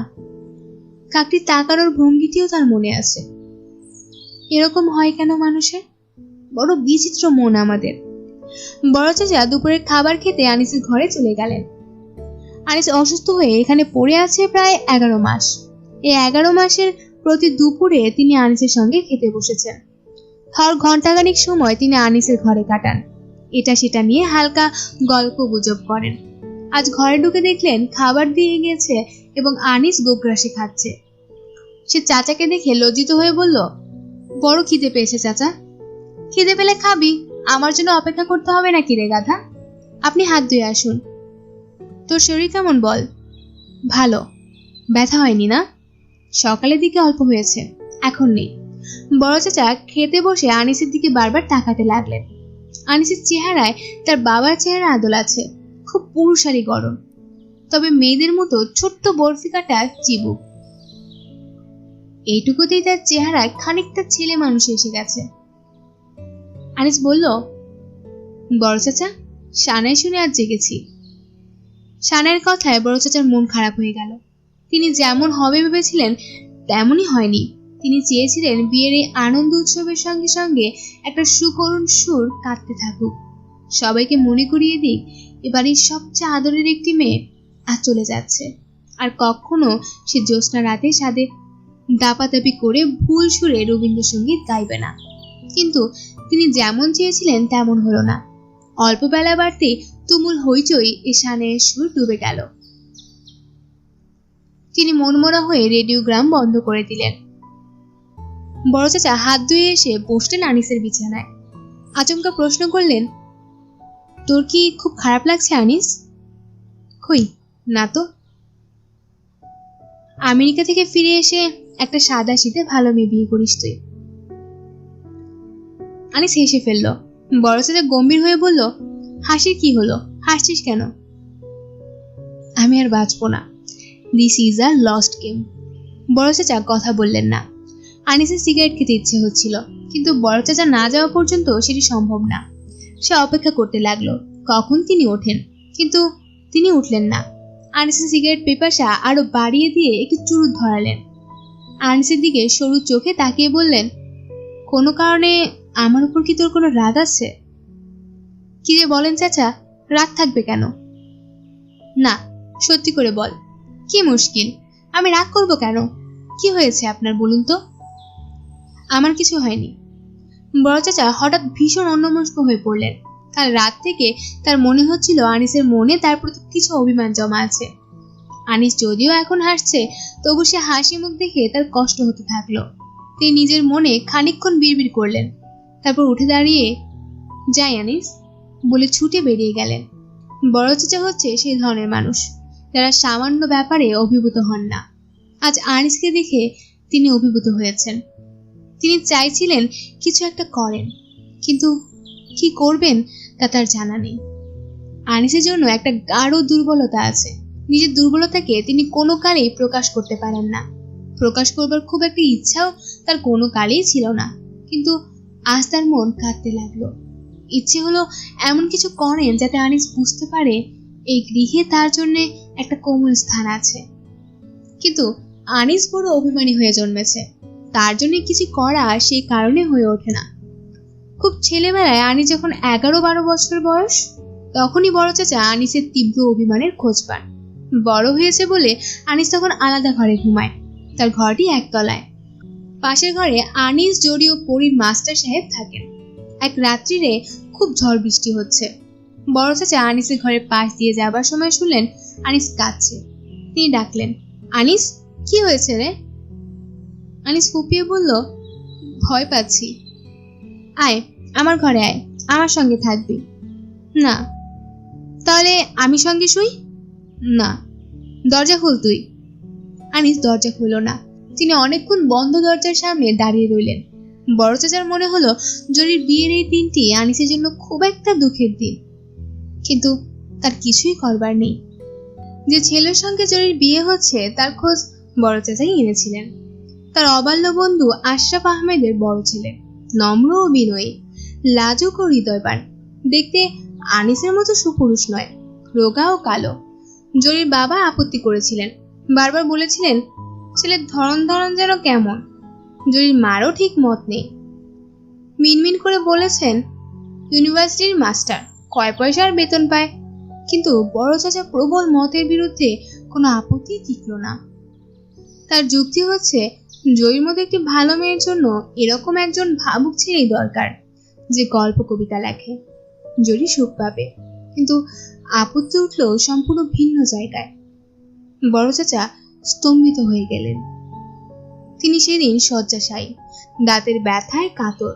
সন্ধ্যেবেলায় ঘরের বাতি জ্বালেননি, অন্ধকারে শুয়ে আছেন। জরি এসে কোমল গলায় ডাকলো, বড় চাচা। কি জরি?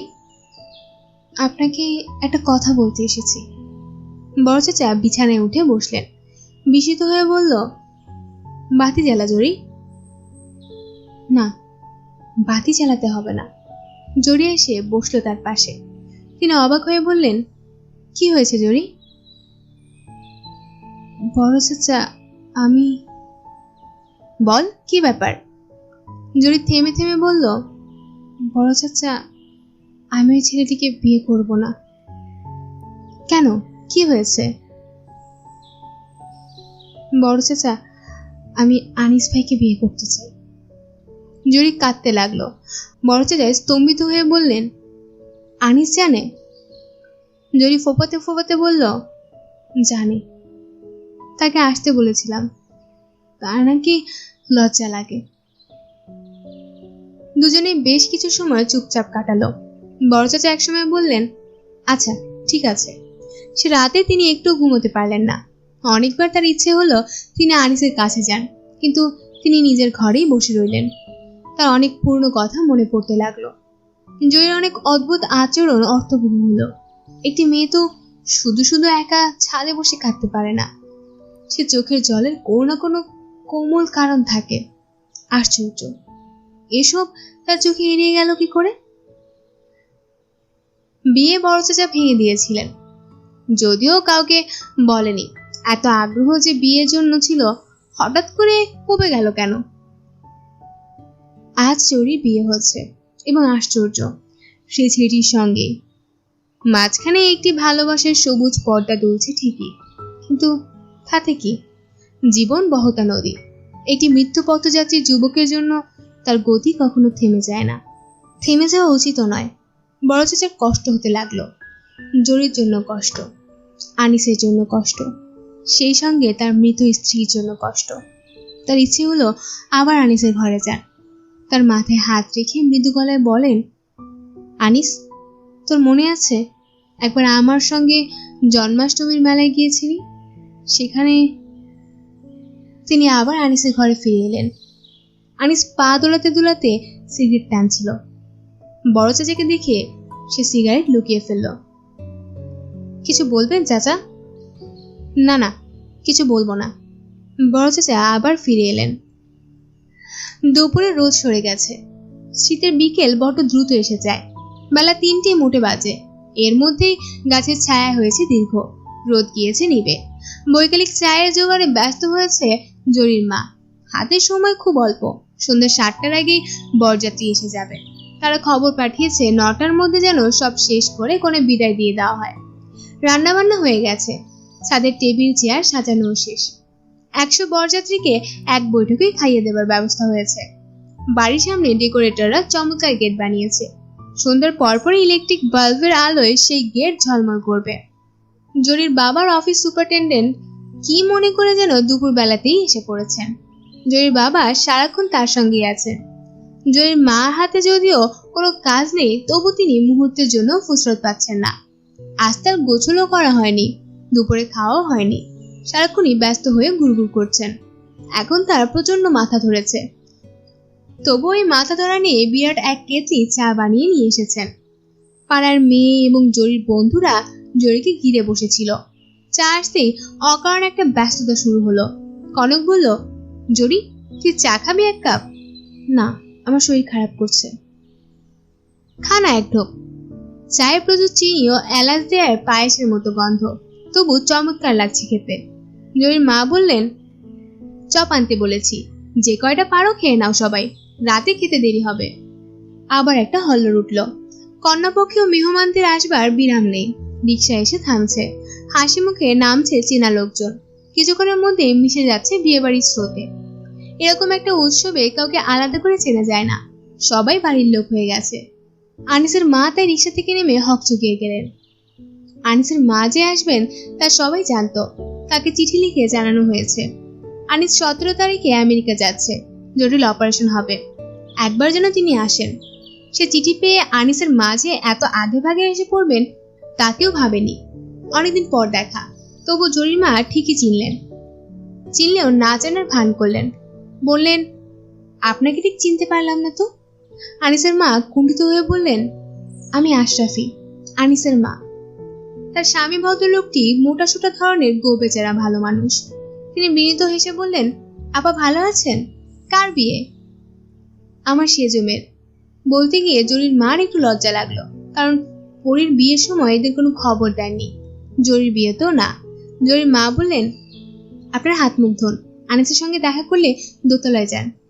আনিসের মা দোতলায় উঠলেন না, তার হয়তো কোনো কারণে লজ্জাবোধ হচ্ছিল। বিয়েবাড়ির অতিথি হিসেবেও নিজেকে অবাঞ্ছিত লাগছিল, কিন্তু তাকে তো আসতেই হবে, কারণ এই বাড়িতে তার একটি অসুস্থ ছেলে আছে। সেই ছেলেটি একসময় এতটুকুনি ছিল, দুটি ছোট্ট ছোট্ট দুধ দাঁত দেখিয়ে অনবরত হাসত। কথা শিখলো অনেক বয়সে, তাও কি ম বলতে পারতো না, আম্মাকে ডাকতো আন্না বলে। আহ, চোখে জল আসে কেন? পুরনো কথায় বড় মন খারাপ হয়ে যায়। তিনি ছোট ছোট পা ফেলে ভিড়ের মধ্যে ঘুরে বেড়াতে লাগলেন। এ বাড়ির লোকজন অনেকেই আজ তাকে চিনতে পারছে না। এও এক বাচোয়া, চিনতে পারলে আরো খারাপ লাগতো। মাঝবয়সী এক মহিলা তাকে জিজ্ঞেস করলো, আপনি যদি কি হন? তিনি থতমত খেয়ে কি একটা বললেন। লোকজনের সঙ্গ ছেড়ে চলে গেলেন ভিতরের দিকে। এ বাড়ির অনেক পরিবর্তন হয়েছে। তিনি যখন বউ হয়ে আসেন তখন দোতলায় একটি মাত্র ঘর ছিল, সেখানে বড় ভাসুর থাকতেন। পুকুর পাড়েও কোনো আলাদা ঘর ছিল না, বাড়ির কোনো নামও ছিল না, লোকে বলতো উকিল বাড়ি। রিক্সা থেকে নেমে পিতলের নেম প্লেটে বাড়ির নাম দেখলেন, কারাকানন। কে রেখেছেন এই নাম কে জানে, বোধহয় বড় ভাসুর। এ বাড়ি এখন আর চেনা যায় না। অনেক সুন্দর হয়েছে ঠিকই, কিন্তু ফুলের বাগানটি নষ্ট হয়ে গেছে। গোলাপ ঝাড়ের মাত্র অল্প কটি ফুল দেখছেন, অথচ একসময় অগণিত গোলাপ ফুটত। এই গোলাপ নিয়ে কত কাণ্ড। আনিসের বাবার শখ হলো গোলাপ দিয়ে খাঁটি আতর বানাবেন। রাশি রাশি ফুল কুচি কুচি করে পানিতে চোবানো হলো, সেই পানি জাল দেয়া হলো সারাদিন। সন্ধ্যাবেলা আতর তৈরি হলো, বোটকা গন্ধে তার কাছে যাওয়া যায় না। বাড়িতে মহা হাসাহাসি। আনিসের বাবার মন মরা ভাবটা কাটাবার জন্য তিনি সে আতর মাখলেন। সেই থেকে তার নাম হয়ে গেল আতর বউ। কি লজ্জা, কি লজ্জা! বড় বাসুর পর্যন্ত আতর বউ বলে ডাকতেন। পরি তখন সবে কথা বলা শিখেছে, র বলতে পারে না, সে ডাকতো আতল আতল। আজ কি সে পুরনো স্মৃতিময় নাম কারো মনে আছে? জয়ীর মা যখন নাম জানতে চাইলেন, তখন তিনি কেন সহজ সুরে বললেন না, আমি আতর বউ? না, আজ তা সম্ভব নয়। এ বাড়িতে আতর বউ বলে কেউ নেই। কোনোদিনের সব কথা মনে রাখতে নেই, কিছু কিছু কথা ভুলে যেতে হয়। তিনি হাঁটতে হাঁটতে বাড়ির পেছনে খোলা দরজাটায় এসে পড়লেন। এখানে একটা প্রকাণ্ড পেয়ারা গাছ ছিল, সৈয়দী পেয়ারা বলতো সবাই। ভেতরটা লাল টুকটুক, গাছটি আর নেই। আতর বউ হাঁটতে হাঁটতে পুকুর পাড়ে চলে গেলেন। পরিষ্কার পানি, আয়নার মতো ঝকঝক করছে। পুকুর পাড়ের ঘাটটি বাঁধানো, তার সময় বাঁধানো ছিল না, সে সময় কাঠের তক্তা দিয়ে ঘাট বাঁধা ছিল। শ্যাওলা জমে পিছিল হয়ে থাকতো সে ঘাট, পা টিপে টিপে পানিতে নামতে হতো। একসময় তো পিছলে পড়ে হাত কেটে গেল অনেকখানি, রক্ত বন্ধ হয় না কিছুতেই। শাড়ি দিয়ে হাত চেপে ধরে ঘরে উঠে এসেছেন, সারা শাড়ি রক্তে লাল। দেখতে পেয়ে আনিসের বাবা সঙ্গে সঙ্গে ফিট, এমন জোয়ান মানুষ, অথচ একটু আধটু রক্ত দেখলে হয়েছে কাজ। আতর বউ ছোট্ট একটা নিঃশ্বাস ফেললেন। তার ক্ষণিকের জন্য মনে হলো এই বাড়ি থেকে চলে গিয়ে তিনি ভুল করেছেন। এখানে থাকলে জীবনে এমন কিছু মন্দ কাটতো না। পরম হইতেই এ চিন্তা ঝেঁটে ফেললেন। পুরনো জায়গায় ফিরে আসবার জন্যই এরকম লাগছে হয়তো। তিনি আসলে মোটেই অসুখী নন। তার স্বামী ও পুত্র কন্যাদের নিয়ে কোনো গোপন দুঃখ নেই। নিজের চারদিকে নতুন জীবনের সৃষ্টি করেছেন, সেখানে দুঃখ, হতাশা ও গ্লানির সঙ্গে সঙ্গে ভালোবাসাও আছে। শুধু যদি আনিস তার সঙ্গে থাকতো, ছেলে মেয়েদের সঙ্গে হেসে খেলে বড় হতো। কিন্তু এ বাড়ির সবাই অহংকারী ও নিষ্ঠুর। আনিসকে তারা কিছুতেই ছাড়লো না। হবি মিশ্রিত সুখী কখনো বোধহয় হতে নেই। আতর বউ এসেছ? আতর বউ চমকে দেখলেন বড় ভাসুর নিঃশব্দে পাশে এসে দাঁড়িয়েছেন। তিনি হাসি মুখে বললেন, তুমি বড় রোগা হয়ে গেছো আতর বউ। তার মুখে পুরনো দিনের ডাক শুনে আতর বউয়ের চোখে পানি এলো। বড় ভাসুর বললেন, তোমার ছেলেমেয়েরা সবাই ভালো? জি ভালো। তাদের নিয়ে আসলে না কেন? দেখতো তাদের আনিস ভাইকে। আপনি তো চিঠিতে তাদের আনবার কথা লেখেননি। আদর বউ আঁচলে চোখ মুছল। বড় ভাসুর বললেন, কাঁদছ কেন? না, কাঁদছি না। আনিসের সঙ্গে দেখা হয়েছে তোমার? না। তাহলে তার পাশে গিয়ে একটু বসো, তার গায়ে মাথায় হাত বুলিয়ে দাও। আজ আনিসের বড় দুঃখের দিন। আতর বউ বিস্মিত হয়ে বলল, কেন? আজ দুঃখের দিন কেন? বড় ভাসু চুপ করে রইলেন। অনেকদিন পর আতর বউকে দেখে তার বড় ভালো লাগছিল। তিনি হঠাৎ কি মনে করে বললেন, আতর বউ, আনিসের বাবাকে কখনো স্বপ্নে দেখো? আতর বউ খানিকক্ষণ অবাক হয়েছে, শান্ত গলায় বললেন, দেখি। তুমি কিছু মনে করলে না তো? না, কিছু মনে করিনি। স্বপ্নের কথা কেন জিজ্ঞেস করলেন? এমনি করছি, কোনো কারণ নেই। আনিস লোকটিকে সঙ্গে সঙ্গে চিনতে পারল। আগে আরো দু একবার দেখা হয়েছে, আর যদিও অনেকদিন পরে দেখা, তবুও চিনতে একটু দেরি হলো না। লোকটি ঘরের বাইরে দাঁড়িয়ে ইতস্তত করছিল। আনিসকে তাকাতে দেখে মৃদু গলায় বলল, ভিতরে আসবো? আসুন। লোকটি ঘরের ভেতরে এসে দাঁড়ালো। মাথার চুল পেকে গেছে, কপালের চামড়া কোঁচকানো, চোখ দুটি ভাসা ভাসা। সমস্ত মুখায়বে একটা ভালো মানুষই আত্মভোলা ভঙ্গি আছে। আমি একটু বসলে তোমার অসুবিধা হবে? বসুন বসুন, অসুবিধা হবে কেন? আমাকে চিনতে পেরেছো তো বাবা? হ্যাঁ, আমি তোমার মাকে নিয়ে এসেছি। আনিস চুপ করে রইল। লোকটির বসবার ধরন কেমন অদ্ভুত। পা তুলে পদাসন হয়ে চেয়ারে বসেছে, সারাক্ষণই হাসছেন আপন মনে। আনিস কি কথা বলবে ভেবে পেল না।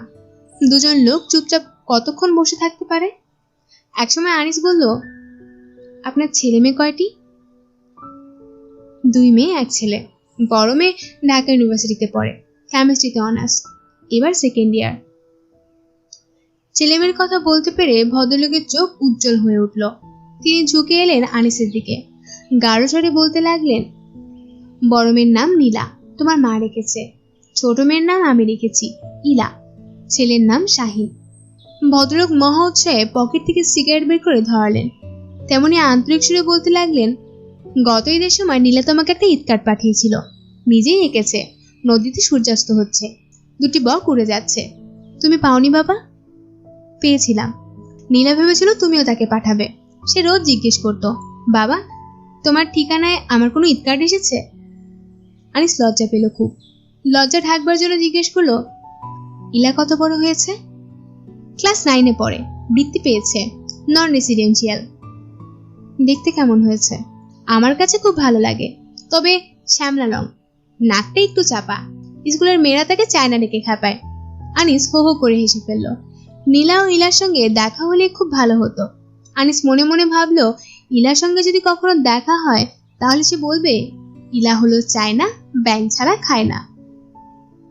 ভদ্রলোক বললেন, তোমার ভাই বোনগুলি খুব শখ ছিল, তুমি কিছুদিন তাদের সঙ্গে থাকো। একবার তোমার মা খুব করে লিখেছিল, ঠিক না? আনিস লজ্জিত হয়ে মাথা নাড়ল। তার মা সেবার শুধু চিঠি লেখেননি, 100টি টাকাও পাঠিয়েছিলেন। সে টাকা ফেরত পাঠানো হয়েছিল। ভদ্রলোক উৎসাহের সঙ্গে বলতে লাগলো, ইলা আবার কবিতাও লেখে, স্কুল ম্যাগাজিনে ছাপা হয়েছে তার কবিতা, ধ্রুবন হওয়ার রহস্য কবিতার নাম। ভীষণ হাসির কবিতা, দাঁড়াও তোমাকে শোনাই, আমার মনে আছে কবিতাটি। ভদ্রলোক চেয়ার থেকে পা নামিয়ে মাথা দুলিয়ে দুলিয়ে আবৃত্তি করতে লাগলেন। কয়েক হাড়ি পাটালি গুড়, সঙ্গে কিছু মিষ্টি দই, সেরেকখানি চিড়ে ছাড়াও, লাগবে তাতে ভালো কই। কি সবটা বলবো? আনিস সে কথা জবাব দিল না, গোলাটে চোখে তাকালো। তার নিঃশ্বাস ভারী হয়ে এসেছে। ভদ্রলোক উদ্বিগ্ন স্বরে বলল, কি হয়েছে বাবা, তুমি ঘামছো কেন? সে ব্যথাটা আবার শুরু হয়েছে। পা দুটো কেউ যেন জ্বলন্ত আগুনের ঠেসে ধরেছে। আনিস গোঙাতে শুরু করলো। ভদ্রলোক ব্যস্ত হয়ে চেয়ার ছেড়ে উঠে দাঁড়িয়েছে। কি করবেন ভেবে পাচ্ছেন না। মৃদুস্বরে বললেন, ও বাবা শোনো। ও আনিস। আনিস বিকৃত স্বরে বললেন, আপনি এখন যান, একা থাকতে দিন আমাকে। ভদ্রলোক নড়লেন না। একটা হাত পাখা নিয়ে সজোরে বাতাস করতে লাগলো। মাঝে মাঝে বলতে লাগলো, পানি খাবে বাবা? মাথায় হাত বুলিয়ে দেব? আনিস কথা বলতে পারছিল না। ভদ্রলোক অসহায় গলায় বলল, কেউ কি একজন ডাক্তার ডেকে আনবে? আহা, বড় মায়া লাগে। আনিসের মা ঘরের বাইরে এসে দাঁড়ালেন। তিনি সেখান থেকে দেখলেন আনিস চোখ বন্ধ করে বিছানায় পড়ে আছে, আর ইলার বাবা প্রবল বেগে হাওয়া করছে। আনিসের মা ঘরের ভেতরে ঢুকলেন না, অনেকক্ষণ দাঁড়িয়ে রইলেন বাইরে। শুনলেন ইলার বাবা মৃদুস্বরে বললেন, ইয়া রহমানু ইয়া রহিম ইয়া মালিক। তখন নিচে তুমুল হইচইয়ের সঙ্গে বর এসেছে শোনা গেল। আতর বউ নিচে নামলেন। তাকে একজন ডাক্তার খুঁজতে হবে। আনিসের জন্য একজন ডাক্তার প্রয়োজন। একটি লাজুক ভদ্র বিনয়ী ছেলের সঙ্গে বিয়ে হয়ে গেল জরির। মুসলমানদের বিয়ে বড় বেশি সাদাসাদি। কয়েক মিনিটের মধ্যে উৎসবের সমাপ্তি। যে ছেলেটির সঙ্গে কোনো জন্মেও জরির পরিচয় ছিল না, তার সঙ্গে পরম পরিচয়ের অনুষ্ঠানটি এত ক্ষুদ্র হতে দেখে ভালো লাগে না, মন খারাপ হয়ে যায়। মনে হয় কি যেন একটা বাকি থেকে গেল। জরির দিকে চোখ তুলে তাকানো যায় না। শ্যামলা রঙের এই মেয়েটি এত রূপ কোথায় লুকিয়ে রেখেছিল? দেখে দেখে বুকের ভেতরে আশ্চর্য এক ব্যথার অনুভূতি হয়, ভয় হয়। সেই লাজুক ভদ্র বিনয়ী ছেলেটি কি রূপের ঠিক মূল্য দেবে? হয়তো দেবে, কারণ ছেলেটি কবি, মাঝে মাঝে গল্পও লেখে। হয়তো দেবে না। না চাইতে যা পাওয়া যায় তা কোনো কালেই কোনো মূল্য নেই। জরি বসে আছে সম্রাঙ্গীর মতো। তার যে বন্ধুরা এতক্ষণ ঘেঁষাঘেঁষি করে বসেছিল, তারা এখন খানিকটা দূরে সরে বসেছে। বিয়ের পরপরই অবিবাহিত মেয়েদের থেকে বিবাহিতরা আলাদা হয়ে পড়ে। আবার জিজ্ঞেস করলো, কেমন লাগছে জরি? জরি হাসলো। কনক বলল, আমার এখনো বিশ্বাস হচ্ছে না তোর বিয়ে হয়ে গেছে। জরির মা ক্লান্ত ও অবসঙ্গীতে পাশেই বসে। বিয়ে হয়ে যাবার পর থেকে তিনি অবিশ্রান্ত কাঁদছেন। জরি অনেকটা সহজ হয়েছে, হালকা দু একটা কথাও বলছে। বড় ছোট বোন জরিকে নিয়ে কি একটা রসিকতা করায় সবার সঙ্গে গলা মিলিয়ে জরিও হেসেছে। একসময় সে বলল, মা, বড় চাচা কোথায়? আনিসের ঘরে। আনিসের অসুখটা খুব বেড়েছে। ডাকবো তোর চাচাকে? না, আনিস ভাইয়ের মার সঙ্গে একটু আলাপ করব। আতর বউ ছেলের কাছে ছিলেন না, বারান্দায় একা একা দাঁড়িয়েছিলেন। জরির ডাক শুনে ঘরে এলেন। জরি বলল, ভালো আছেন চাচি? হ্যাঁ মা। জরি হঠাৎ তার পায়ে ছুঁয়ে সালাম করলো। আতর বউ বললেন, স্বামী ভাগ্যে ভাগ্যবতী হও লক্ষ্মীমা। বড় ছোট্ট বোনটি আবার কি একটা হাসির কথা বলায় সবাইকে হাসিয়ে দিল। আতর বউ বললেন, এই ছোট্টটি দেখেছি জরিকে, কি দুষ্টুটি না ছিল। এখন কেমন বউ সেজে বসে আছে, অবাক লাগে। অনেকে এসে জড়ো হয়েছে আনিসের ঘরে। বড় চাচা হোসেন সাহেব, আনিসের মা, ইলার বাবা, আনিসকে যে ডাক্তারটি চিকিৎসা করছে তিনি এবং পরি, সবাই চুপ করে আছে। ব্যথায় আনিসের ঠোঁট নীল হয়ে উঠেছে, তার চোখ টকটকে লাল। সে একসময় বিকৃত স্বরে বলল, দুলাভাই, আমাকে ঘুম পাড়িয়ে দেন, প্যাথির ডিম দেন। হোসেন সাহেব আরো কিছুক্ষণ অপেক্ষা করলেন। বড় চাচা বললেন, হোসেন, তুমি প্যাথির ডিম দাও। হোসেন সাহেব সিরিঞ্জ পরীক্ষা করতে লাগলো। আনিসের মা থরথর করে কাঁপছিলেন। এক ফাঁকে হোসেন সাহেব তাকে বললেন, আপনি ভয় পাবেন না, এক্ষুনি ঘুমিয়ে যাবেন।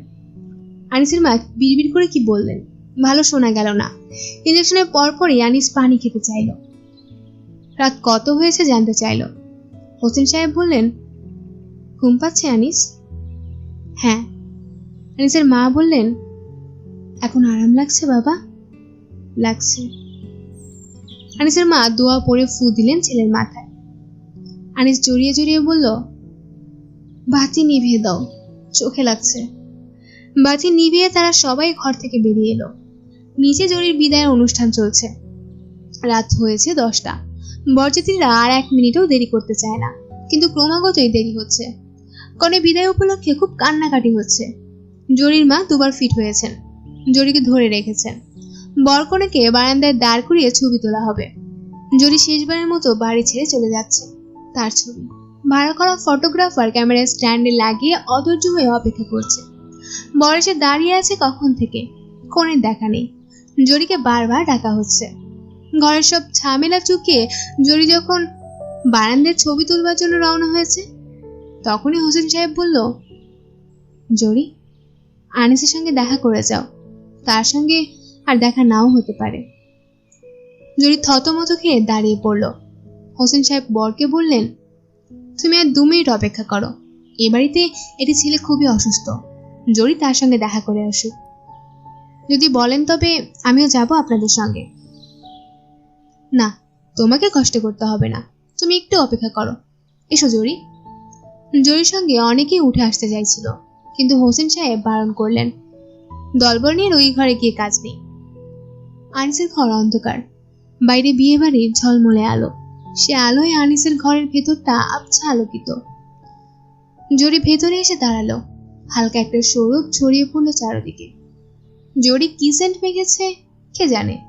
সে খানিকক্ষণ চুপ করে দাঁড়িয়ে একটা মৃদু স্বরে ডাকলো, আনিস ভাই, আনিস ভাই। কেউ সাড়া দিল না। হোসেন সাহেব বললেন, বাতি চালাবো জরি? না না দুলা ভাই। জরি নিচু হয়ে আনিসের কপাল স্পর্শ করলো। ভালোবাসার কোমল স্পর্শ, যার জন্য একটি পুরুষ আজীবন তৃষ্ণিত হয়ে থাকে। হোসেন সাহেব বললেন, ছি জরি, হাতে না, এসো আমরা চাই। ঘরের বাইরে বড় চাচা দাঁড়িয়েছিলেন। জরি তাকে জড়িয়ে ধরল। তিনি বললেন, সব ঠিক হয়ে যাবে মা, ফিয়ামানুল্লাহ ফিয়ামানুল্লাহ। নিচে তুমুল হইচই হচ্ছিল। জরি নামতেই তাকে বরের পাশে দাঁড় করিয়ে দিলেন।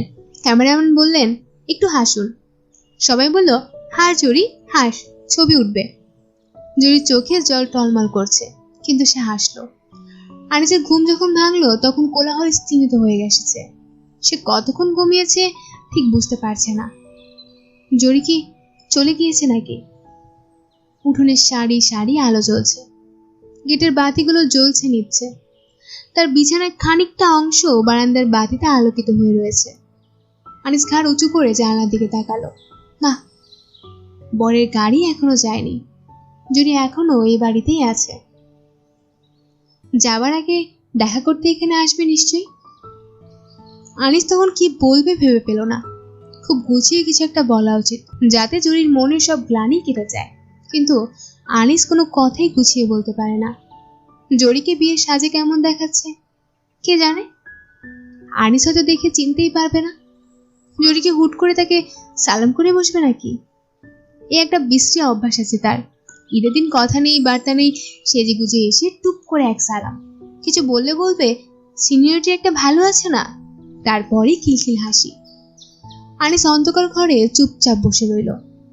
ঘড়িতে 10:30 বাজে। বরযাত্রীরা তৈরি হয়েছে বিদায় নিতে। সবাই জরিকে ধরাধরি করে উঠোনে নিয়ে এলো। রাজ্যের লোক সেখানে এসে ভিড় করেছে। যাবার আগে সবাই একটু কথা বলবে। দু একটি কি আচার অনুষ্ঠানও আছে। আনিস জানালা দিয়ে নিচে তাকিয়ে আছে। বরের সাজানো গাড়ি ব্যাক করে আরো পিছনে আনা হচ্ছে। গাড়িতে উঠতে যেন কনেকে হাঁটতে না হয়। উপর থেকে জরির ঝলমলে লাল শাড়ি খানিকটা চোখে পড়ে। খুব আগ্রহ নিয়ে আনিস সেদিকে তাকিয়ে রইল। যাওয়ার আগে জরি নিশ্চয়ই ঘাড় ফিরিয়ে তাকাবে। আনিস, আনিস। কে?